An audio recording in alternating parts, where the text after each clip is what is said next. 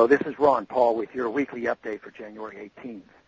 Last week, the Financial Crisis Inquiry Commission kicked off their first round of hearings on the causes of the economic meltdown on Wall Street. The commission is being compared to the Pecora Commission launched in 1932 to investigate the causes of the Great Depression. The Pecora Commission is beloved by those who believe the solution to every problem is more laws because it was used to justify a number of new laws, including Glass-Steagall. Of course, none of the laws addressed the real causes of the Great Depression.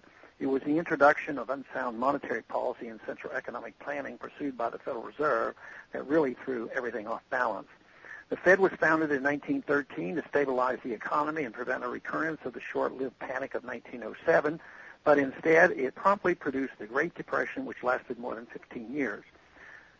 The Pecora Commission was stacked with government sympathizers who blamed the free market and the gold standard without question and without any consideration of government interference in the economy. This panel is no different. Never will they contemplate how government steered us into this crisis and what perverse incentives can be removed or repealed so that the market will function more smoothly. Never will they discuss how the investments should come from savings, not debt. Never will it occur to them that fiat money, artificially low interest rates, and the whole Federal Reserve System might be unwise and unstable, not to mention unconstitutional. The answer will always be more government regulations and oversight. It is predictable that this government panel will eventually come to the firm conclusion that government needs to be bigger and that the market is just too free. How sad is this when exactly the opposite is true? It is big government that gives out tax breaks to engineer behavior, often creating large pockets of malinvestments. It is government that created the FDIC and the Fed as the lender of last resort that encourages moral hazard. It is big government that gives bureaucrats the ability to bail out cronies with taxpayers' dollars while screaming that the economic sky is falling if they don't.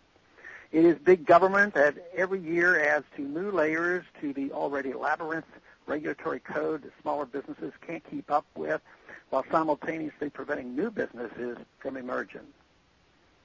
It is big government that misdirects economic productivity into bankrupt businesses that they consider too big to fail.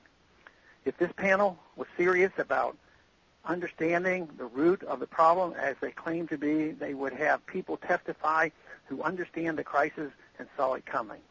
To my knowledge, none of them have received a phone call. The problem is those people would say too many things the government panel would find inconvenient. They would point fingers at too many of the states anointed. They would recommend getting government out of the way of the free market and getting back to simply protecting contracts and punishing fraud. But the biggest fraud is perpetuated by the Federal Reserve.